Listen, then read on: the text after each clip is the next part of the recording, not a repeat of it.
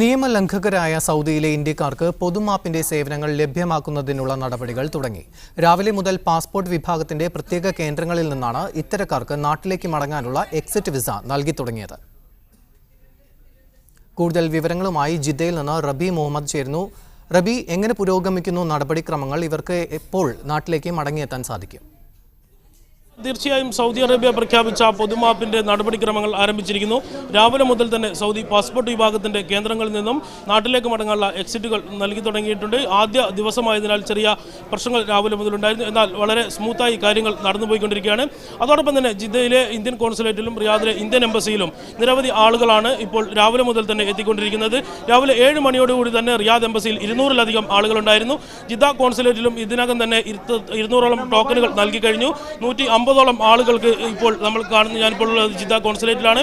ആളുകൾ നമുക്കിപ്പോൾ ഇവിടെ കാണാം. ഔട്ട് പാസ് ലഭിക്കുന്നതിനും അതുപോലെ തന്നെ എമർജൻസി സർട്ടിഫിക്കറ്റ് ലഭിക്കുന്നതിനുമായി നിരവധി ആളുകളുണ്ട്. പാസ്പോർട്ട് ഇല്ലാത്ത ആളുകളാണ് ഇവിടെ വന്നുകൊണ്ടിരിക്കുന്നത്. അവർക്ക് 2 ദിവസത്തിനകം എമർജൻസി സർട്ടിഫിക്കറ്റ് നൽകാനാവുമെന്നാണ് കോൺസുലേറ്റ് പ്രതീക്ഷിക്കുന്നത്. ഇതോടൊപ്പം തന്നെ സൗദിയുടെ വിവിധ കേന്ദ്രങ്ങളിലുള്ള എംബസി സേവന കേന്ദ്രങ്ങളിലും ഇത്തരത്തിലുള്ള അപേക്ഷകൾ സ്വീകരിച്ചു തുടങ്ങിയിട്ടുണ്ട്. ഹുറൂബ് ആയ ആളുകൾക്ക് പാസ്പോർട്ട് കയ്യിലുണ്ടെങ്കിൽ അവർക്ക് സൗദി ജവാസാത്തിന്റെ കേന്ദ്രങ്ങളിൽ ഓൺലൈൻ വഴി അപ്പോയിൻമെൻറ്റിന് അപേക്ഷ നൽകാം. അപ്പോൾ ഈ രീതിയിലുള്ള ഒരു അപ്പോയിൻമെൻറ്റ് അവർക്ക് ലഭിക്കും. ഇതിൽ പറഞ്ഞിരിക്കുന്ന സമയവും അതോടെ തന്നെ സ്ഥലത്തും പോയാൽ അവർക്ക് നാട്ടിലേക്ക് മടങ്ങാനുള്ള എക്സിറ്റ് നൽകും. അതിനുശേഷം ഒരു ടിക്കറ്റ് എടുത്ത് അവർക്ക് നാട്ടിലേക്ക് മടങ്ങാം. അതേസമയം അതോടൊപ്പം തന്നെ നേരത്തെ ഹജ്ജ് ഉംറ വിസകളിലും അതുപോലെ തന്നെ വിസിറ്റ് വിസയിലെത്തിയും നാട്ടിലേക്ക് മടങ്ങാൻ കഴിയാതിരുന്ന ആളുകൾക്ക് അവർക്ക് അവരുടെ പാസ്പോർട്ടും യാത്രാ ടിക്കറ്റുമായി നേരിട്ട് വിമാനത്താവളങ്ങളിൽ പോവുകയാണെങ്കിൽ അവിടെ വെച്ച് അവർക്ക് നാട്ടിലേക്ക് മടങ്ങാം. മറ്റ് നടപടികളൊന്നും തന്നെ ഇല്ല. കുറുബായ ആളുകളുടെ പാസ്പോർട്ടുകൾ ഇന്ത്യൻ എംബസിയിലും അതുപോലെ തന്നെ കോൺസുലേറ്റുമിലൊക്കെ ഉണ്ട്. അത് അവർക്ക് വാങ്ങി അവിടെ നിന്ന് പോകാം. ഇല്ലാത്തവർക്ക് ഔട്ട് പാസ് അല്ലെങ്കിൽ എമർജൻസി സർട്ടിഫിക്കറ്റ് വാങ്ങാനുള്ള സൗകര്യമുണ്ട്.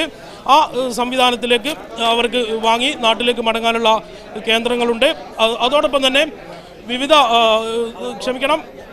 പാസ്പോർട്ട് ഇക്കാമ, അതായത് താമസ രേഖ ആയ ഇക്കാമയുടെ കാലാവധി കഴിഞ്ഞവർക്ക് അവർ ലേബർ ഓഫീസിൽ പോകണം. അവിടെ അവർ അപേക്ഷ നൽകണം.